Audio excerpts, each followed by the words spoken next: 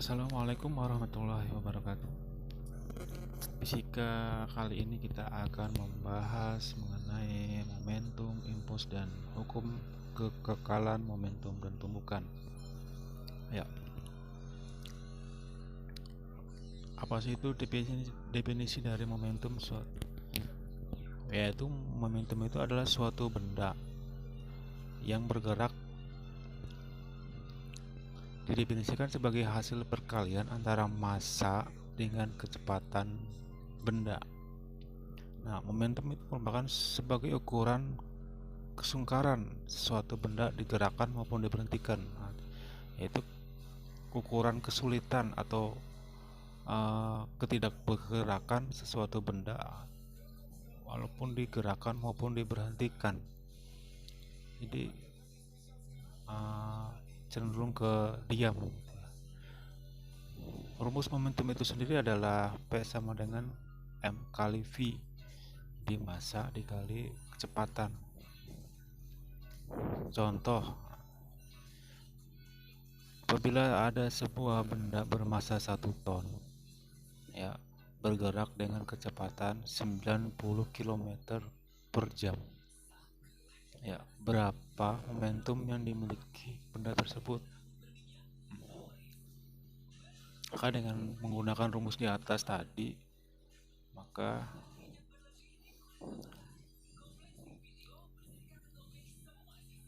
diketahui M, massa dari sebuah benda tersebut adalah 1 ton, maka dirubah ke kilogram, maka 1 ton itu sama dengan 1000 kg, dan kecepatannya dirubah ke meter per second, maka 90 km per jam dirubah ke meter per second, berarti 90 km per jam itu sama aja dengan 25 meter per second. Bisa ngitungnya enggak ini?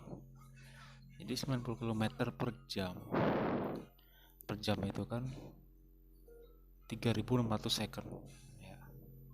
Berarti 90 km itu kalau dirubah ke meter itu 90.000 meter. Berarti 90.000 meter dibagi 3600 second, maka hasilnya 25 meter per second. Paham ya? Nah, berarti kita masukin ke rumus di atas tadi, P sama dengan M kali V. Berarti 1000 dikali 25 sama dengan 25.000 Newton second atau kilogram meter per second. Ya, jangan lupa satuan ya. Satuan ini harus selalu ditulis bersama dengan hasilnya. Oke. Yaitu impuls adalah peristiwa gaya yang bekerja pada benda dalam waktu hanya sesaat. Ya. Impuls didefinisikan sebagai hasil kali gaya dengan waktu yang dibutuhkan gaya tersebut bekerja. Nah, contoh-contoh impuls itu contohnya bola ditendang, bola tenis dipukul. Nah, karena pada saat tendangan dan pukulan ada gaya yang bekerja sangat singkat ya, sangat singkat, hitungan detik atau bahkan koma ya, 0, sekian detik itu ya, hampir tidak terlihat. Nah, rumus impuls itu sendiri adalah F dikali perubahan waktu atau delta T. Satuannya adalah Newton per second, juga sama kayak momentum ya. Contoh soal, apabila sebuah bola ditendang dengan gaya sebesar 48 Newton ya dalam waktu 0,8 second, berapakah impuls pada saat kaki menyentuh bola?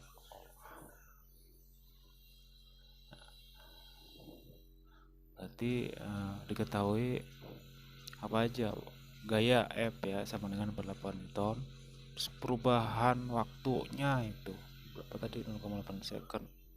Berarti dengan menggunakan rumus di atas, I sama dengan F dikali delta T sama dengan F 48 dikali 0,8 sama dengan 38,4 Newton second.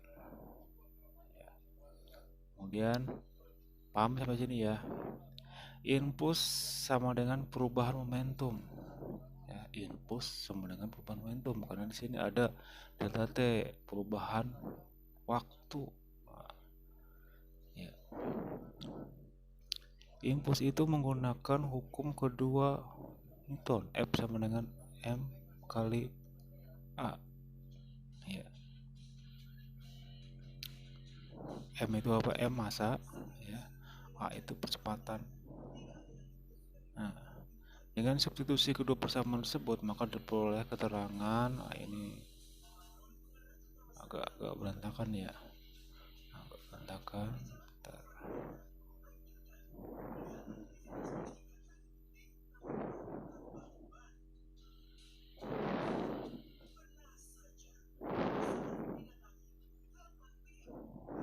Ya.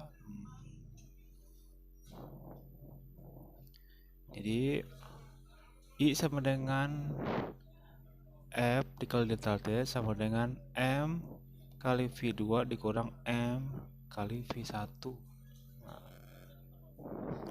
Nah, kan dengan substitusi kedua persamaan tersebut maka diperoleh rumus yang ini ya. Nah, contoh soal seperti ini. Sebuah benda diam yang memiliki massa 500 gram setelah mendapat gaya atau F, nah kecepatannya 25 meter per second. Berapa besar impuls tersebut? Ya, maka M dirubah ke kilogram, ya, 500 gram berubah menjadi 0,5 kg. Kemudian V2 nya tadi 25 meter per second ya. V1 nya berapa? Karena sebuah benda diam itu berarti kan V nya sama dengan 0 ya. Mendapat gaya kecepatannya berubah menjadi 25, berarti V2 nya 25 meter per second. Maka I sama dengan M kali V2 dikurang M kali V1 ya, dengan 0,5 dikali 25 dikurang 0,5 kali 0. Nah, maka jumlah akhirnya ada sama dengan 12,5 Newton second. Paham ya? Dengan rumus yang baru ini paham. Kemudian hubungan momentum dan impuls.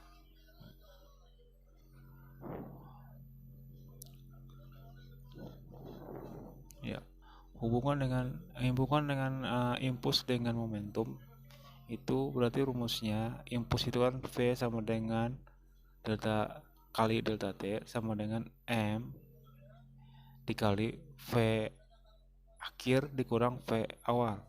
Ya. Maka mendapat rumus akhir itu sama dengan I sama dengan delta V. Jadi impuls itu sama dengan perubahan momentum. Nah, ini adalah bukti bahwa impuls itu adalah perubahan momentum. Nah, itu didapat rumus dari sini ya.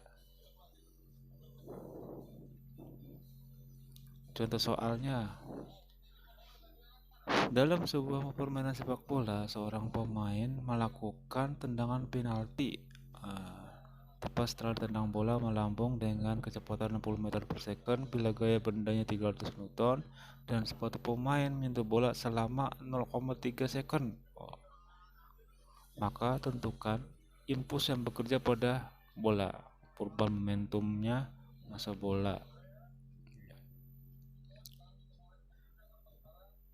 Maka ketahui V0 nya itu 60 meter per second, V nya 300 Newton, delta T nya 0,3 second.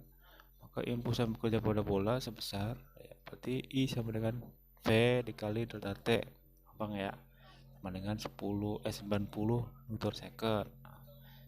Kemudian perubahan momentumnya berarti kan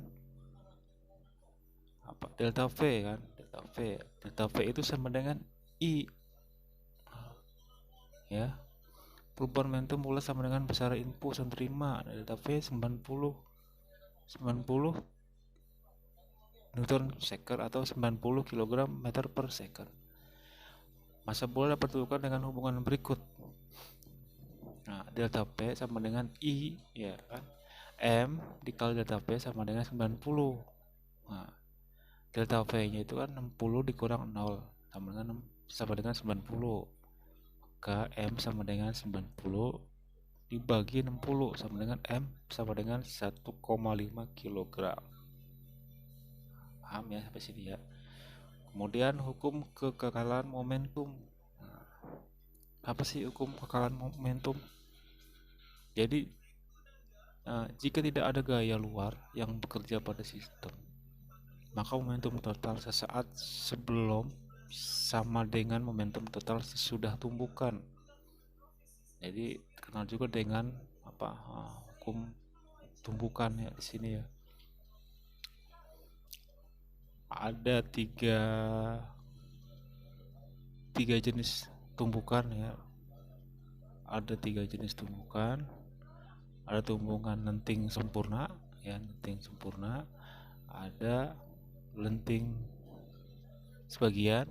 Nah, kemudian ada lenting tidak lenting sama sekali. Lenting sempurna. Lenting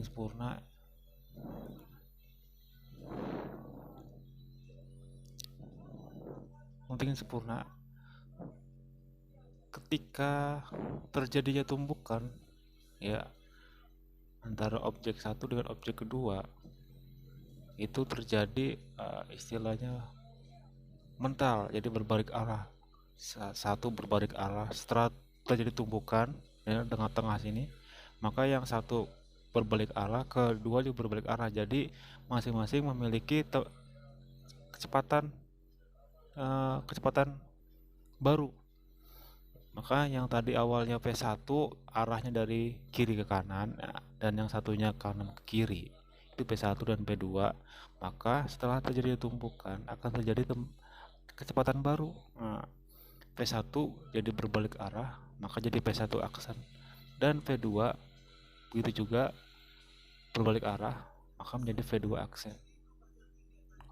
Kalau barat M itu sama ya, tidak ada perubahan. Maka ini rumusnya lenting sempurna ya. Kemudian untuk rumus lenting sebagian itu contohnya pantulan benda ya yang jatuh dari atas ke bawah terhadap lantai ya,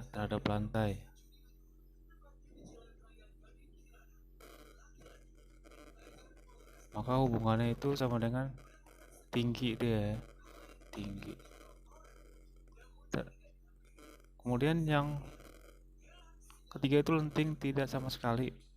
Nah, lenting tidak sama sekali itu ya setelah terjadinya tumbukan antara benda satu dan benda dua ya, maka akan terjadi penyatuan. Jadi salah satu benda itu akan ikut nempel istilahnya ya, ikut nempel, maka kecepatannya itu menjadi satu sama karena akan menempel ya. Contohnya seperti kalau suatu tembakan ya, tembakan terhadap kayu yang menggantung, itu kan pelurunya pasti akan nempel di kayunya ya. Ya, seperti itu. Ya, contoh-contohnya di bawah ini kalian bisa pelajari ya. Ya, bisa kalian pelajari ya. Bila kalau ada yang kurang paham bisa ditanyakan ke Bapak langsung ya.